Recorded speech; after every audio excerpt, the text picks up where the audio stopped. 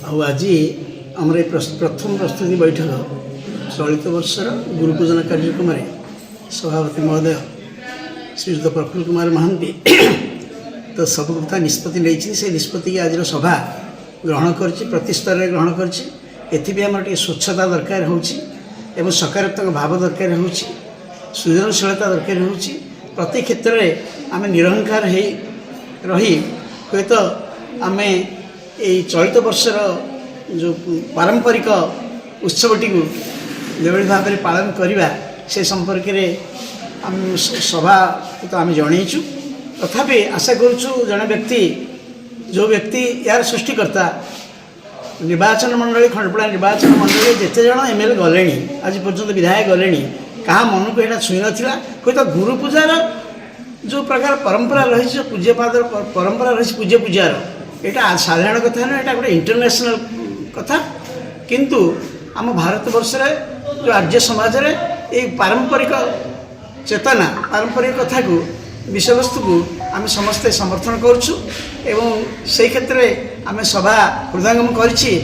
बिना गुरु रे कौन कार्य समाज संभव नहीं जेकोसी गुरु हूँ केवल खाली शिक्षा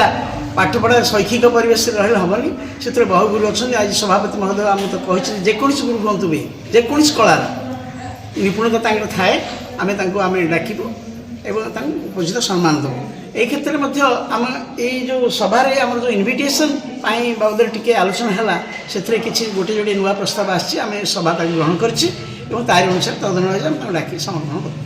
ठीक है गत चलित वर्ष पूर्व वर्ष कथा मुझे टी मुझे कहि जे जो कुकुर प्रकृतिर जो अंठा पत्र तार ध्यान रहा रोचे वेणुबाबू हे तो से प्रायोजक आयोजक संयोजक उद्घोषक से सबू ही इज एवरीथिंग तेणु जहाँ हेल्ले भी ये जो प्रकार चलते दूरदृष्टिकोण अच्छी से दूरदृष्टिकोण को सम्मान दूसरी आउ कि शिक्षक अच्छा जाणी शुणिक आसबे ना सी पुणी आउ थे आम गत थर भावपुर एमती गोटे सभा करते आम सरिया अंठा पत्र खाइला बेले से गोटे सभा कले छाँतु से फेलुअर होता सक्सेस होता परवर्ती से बेण जहाँ विरोध आसले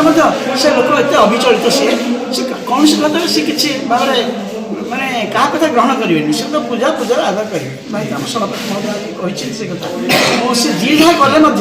निश्चित भाव में से उत्तम कार्य कर ही असम्मानित विभिन्न क्षेत्र से असम्मानित सम्मानित और लोकप्रियता दिन दिन वृद्धि पाँच एकदम अनुभव कर गुरु पूजन कार्यक्रम एक पवित्र कार्यक्रम भारत वर्षर प्राचीन परंपरा कहे गुरु पूजन हूँ शिक्षा प्रति सम्मान बोधर एक प्रतीक विगत 4 वर्ष धरी ये गुरु पूजन कार्यक्रम खंडपड़ा माटी रे अनुष्ठित हो आसुचे चलित वर्ष से गुरु पूजन कार्यक्रम यही सोमनाथ देव मंदिर प्रांगण में अनुष्ठित होगापाई आज विभिन्न पंचायतर खंडपड़ा निर्वाचन मंडल विभिन्न पंचायतर जो प्रतिनिधि मैंने आसी खूब आंतरिकतार सहित ये कार्यक्रम को सफल करने से माने वज्र शपथ नहीं एवं ता निश्चित भाव में पूर्व वर्ष मानक अपेक्षा चलित वर्ष आहुरी जे सरस सुंदर हेबो शिक्षा प्रति शिक्षक मानक प्रति एवं समाजर विभिन्न क्षेत्र में जो माने से मानकर पांडित्य बल से मानकर दक्षता बल से मानकर कला एवं संस्कृति क्षेत्र में हो बा विभिन्न वैषयिक क्षेत्र में हो जो माने दक्षता अर्जन करिसेंते एवं नूतन नूतन छात्र प्रतिष्ठा करिसेंते से समस्त को सम्मानित करा जेबार प्रस्ताव ग्रहण करा जायछि।